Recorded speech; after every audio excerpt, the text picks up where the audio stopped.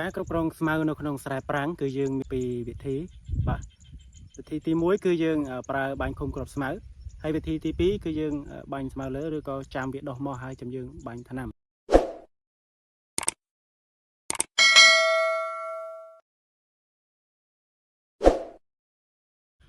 បាទសូមជម្រាបសួរបាទថ្ងៃនេះដែរខ្ញុំនឹង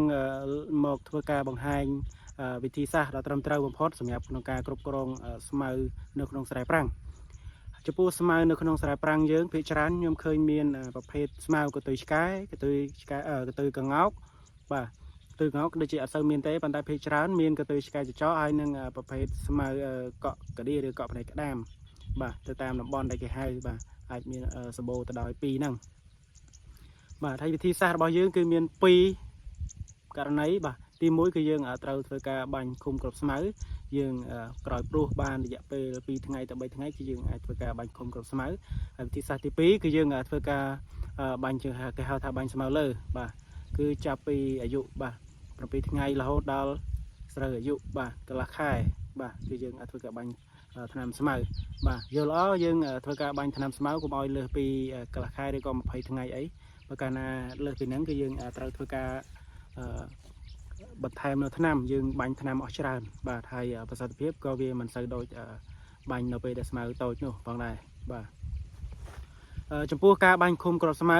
បាទគឺយើងធ្វើការបាញ់បាទ2ទៅ3ថ្ងៃគឺយើងធ្វើការយើងក្រោយពេលដែលយើងព្រុសបាទហើយការព្រុសនៅទីសោកបាទគឺយើងត្រូវធ្វើដីឲ្យបានស្មើល្អការភ្ជួរការរាស់ការវាយដីហ្នឹងគឺយើងធ្វើទីព្រុសឲ្យបានស្មើល្អបាទដើម្បីឲ្យងាយស្រួលក្នុងការដាក់ទឹកផងដែរកុំឲ្យវាមានទាបមានខ្ពស់បាទបន្តមកគឺយើងធ្វើការជ្រើសរើសនៅប្រភេទថ្នាំឃុំគ្រាប់ស្មៅថ្នាំឃុំគ្រាប់ស្មៅគឺក៏វាអាចបែងចែកថ្នាំដែរវាអាចបែងចែកជាថ្នាំត្រជាក់ហើយនិងថ្នាំក្តៅបាទថ្នាំខ្លះបើសិនជាយើងបាញ់ឃុំគ្រាប់ស្មៅ2ថ្ងៃយើងប្រហូរទឹកអត់ដាច់ឬមួយក៏ពេលដែលវាភ្លៀងមកវានៅរៀងដក់ទឹកតិចយើងបាញ់ថ្នាំឃុំគ្រាប់ស្មៅក៏វាអាចធ្វើឲ្យប៉ះពាល់ទៅដល់ដំណោះគ្រាប់ផងដែរវាអាចធ្វើឲ្យស្រូវនឹងខ្វិនខ្វង់កងុកងៃកងក់អីហើយវាអាចនឹងរលួយប្រឡូកស្រូវផងដែរហើយចំពោះថ្នាំមួយចំនួនទៀតដែលវាមានត្រជាក់បាទជាថ្នាំត្រជាក់ទោះបីវាមានទឹកដក់កលែងកឡងខ្លះក៏វាអត់ជាបញ្ហាដែរយើងអាចបាញ់បានបាទអញ្ចឹងនៅពេលដែលរដូវប្រាំងរដូវដែលអត់មានភ្លៀងគឺយើងអាចបាញ់ប្រភេទថ្នាំក្តៅបានដោយសារតែយើងអាចប្រហូរទឹកដាច់បានប៉ុន្តែបើសិនជាក្នុងរដូវវស្សាអាចមានភ្លៀងធ្លាក់ឬមួយក៏យើងប្រហូរពិបាកក្នុងការបង្ហូរទឹកចេញក្រោយពេលព្រុសហ្នឹងបាទគឺយើងអាចធ្វើការបាញ់ថ្នាំត្រជាក់ទៅដើម្បីសុវត្ថិភាពទៅដល់ប្រឡូកស្រូវបាទកុំឲ្យវាខ្វិនវាខ្វង់កុំឲ្យវារលួយប្រឡូកស្រូវបាទនៅពេលដែលយើងបាញ់ថ្នាំបានរយៈពេលអាចថា5ថ្ងៃទៅ1សប្តាហ៍បាទយ៉ាងយូរបំផុតគឺ8ថ្ងៃបាទគឺយើងត្រូវធ្វើការបាញ់បញ្ចូលទឹកឲ្យបានសពគ្រប់នៃវាលដីស្រែរបស់យើងបើកាលណាក្នុង8ថ្ងៃ7ថ្ងៃយើងអត់បានបាញ់អត់បានបញ្ចូលទឹកឲ្យបានសពគ្រប់នៃដីស្រែរបស់យើងទេបាទវាអាចនឹងធ្វើឲ្យស្មៅនឹងវាដុះឡើងវិញបាទវាដុះឡើងវិញចំពោះថ្នាំឃុំគ្រាប់ស្មៅគឺវាប្រៀបដូចជាកស៊ូទៅក្រាលគ្របពីលើបាទទៅលើវាលដីស្រែរបស់យើងអញ្ចឹងបាទនៅពេលដែលនៅដីដែលមានសំណើមគឺវាអត់តន់ប្រេះក្រហែងទេប៉ុន្តែបើសិនជាដីនឹងវាប្រេះក្រហែងបាទវាស្ងួតប្រេះក្រហែងអញ្ចឹងធ្វើឲ្យវាញែកនៅជាតិកស៊ូបាទធ្វើឲ្យស្មៅប្រឡូកស្មៅនឹងដុះលៀនមកចេញបានក៏ប៉ុន្តែបើសិនជា7 8ថ្ងៃយើងបញ្ចូលទឹកទៅបាទក្រោយពេលបាញ់ថ្នាំឃុំគ្រាប់ស្មៅហ្នឹងណាយើងបញ្ចូលទឹកទៅវាអាចនឹងឃុំក្រង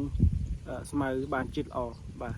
ហើយចំពោះការដាក់ទឹកបាទយើងត្រូវធ្វើការដាក់ទឹកយ៉ាងហោចណាស់ក៏ឲ្យបានទឹកហ្នឹងវាដក់នៅជាប់ក្នុងស្រែវានៅក្នុងស្រែហ្នឹងក៏បាន5ថ្ងៃដែរបាទទៅ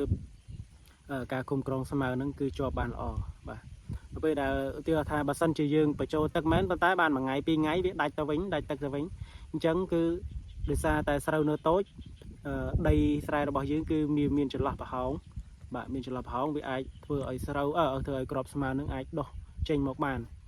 អញ្ចឹងបើសិនជាយើងមិនបញ្ចូលទឹកទេបាទវាអាចនឹងដុះស្មៅឡើងមកវិញបាទហើយចំពោះទឹកទៀតសោតបើសិនជាយើងបានទឹករៀងល្អណាបាទយើងបញ្ចូលទឹកក្នុងដំណាក់កាលបញ្ចូលទឹកដើម្បីយើងបាញ់ឃុំគ្រាប់ស្មៅរួចហ្នឹងបាន7ថ្ងៃហ្នឹងគឺបើសិនជាយើងបានបញ្ចូលទឹកដែលល្អគឺឃុំក្រងស្មៅបានល្អបាទដោយសារតែវាអត់សូវមានពន្លឺចូល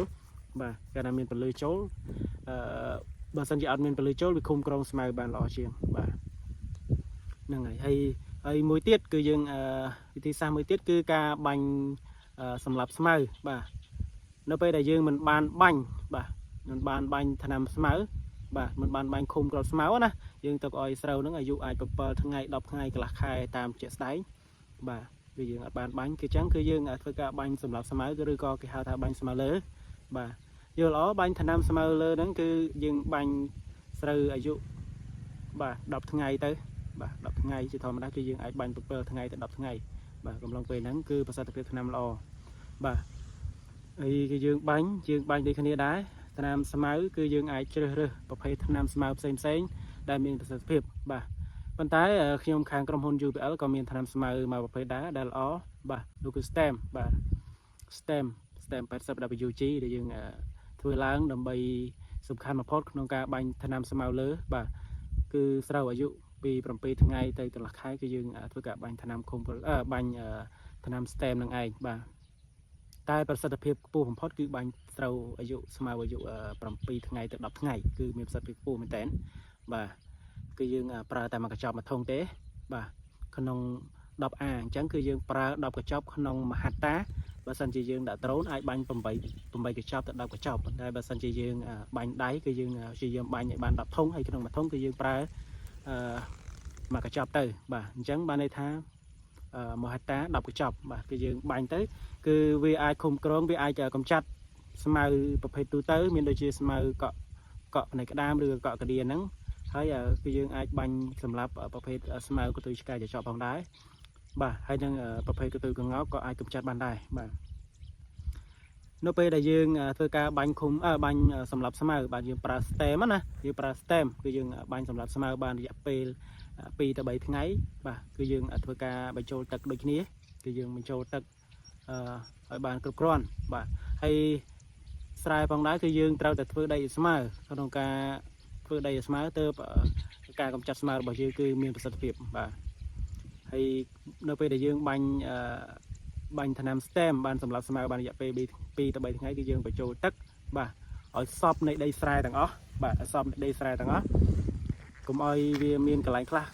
គោកន្លែងខ្លះលិចណាហ្នឹងហើយយើងបញ្ចូលទឹកឲ្យបានសពយើងត្រាំទុកបានរយៈពេល5ថ្ងៃបាទ5ថ្ងៃទៅ1សប្តាហ៍នោះស្មៅនឹងងាប់រលួយបានល្អបាទហើយចំពោះ STEM ពេលដែលយើងបាញ់ហើយណាបាទគឺយើងបាញ់ដីគោកតិចដីសើមណាកុំឲ្យមានទឹកច្រើនពេកអីខ្លាចតែវានៅពេលដែលមានទឹកច្រើនពេកខ្លាចបាញ់វាអត់ប៉ះស្មៅអញ្ចឹងទៅបាញ់ប៉ះផ្ទៃទឹកធ្វើឲ្យថ្នាំហ្នឹងអត់អាចជ្រាបចូលទៅក្នុងដើមស្មៅបានអញ្ចឹងគឺយើងអាចបាញ់ដីសើមបាញ់2-3ថ្ងៃយើងបញ្ចូលទឹកទៅបាទហើយយើងបញ្ចូលទឹកត្រាំទឹកនៅក្នុងស្រែហ្នឹងឲ្យបាន5ថ្ងៃទៅ1សប្តាហ៍បាទនោះស្មៅនឹងងាប់ទាំងអស់បាទមានទាំងកន្ទុយឆ្កែចចកមានទាំងកក់ក្ដៀអីហើយមានទាំងស្មៅកន្ទុយកង្កោកអីគឺវាងាប់បានទាំងអស់បាទហ្នឹងហើយអញ្ចឹងនៅពេលដែលយើងបានកម្ចាត់ស្មៅអស់ហើយបាទនោះនៅពេលដែលយើងដាក់ជីទៅគឺវាអត់ចាយទៅលើទៅឲ្យស្មៅទៀតទេគឺយើងដាក់ជីទៅគឺបានទៅលើស្រូវទាំងអស់បាទអញ្ចឹងប្រៀបដូចជាយើងអត់មានដូចជាមនុស្សអញ្ចឹងបើកាលណាបរសិតនៅក្នុងខ្លួនពេកក៏យើងហូបបាយចាយបាយទៅលើបរសិតដែរអញ្ចឹងគឺយើងចាយបាយច្រើនចាយអាហារច្រើនតែបើសិនជាយើងអត់មានសត្វល្អិតអត់មានបរសិតនៅក្នុងខ្លួនទេបាទគឺយើងហូបបាយទៅគឺបានទៅក្នុងសរីរាង្គកាយរបស់យើងទាំងអស់តែម្ដងបាទអញ្ចឹងវីដេអូនេះមានតែប៉ុណ្ណឹងបាទសូមអរគុណ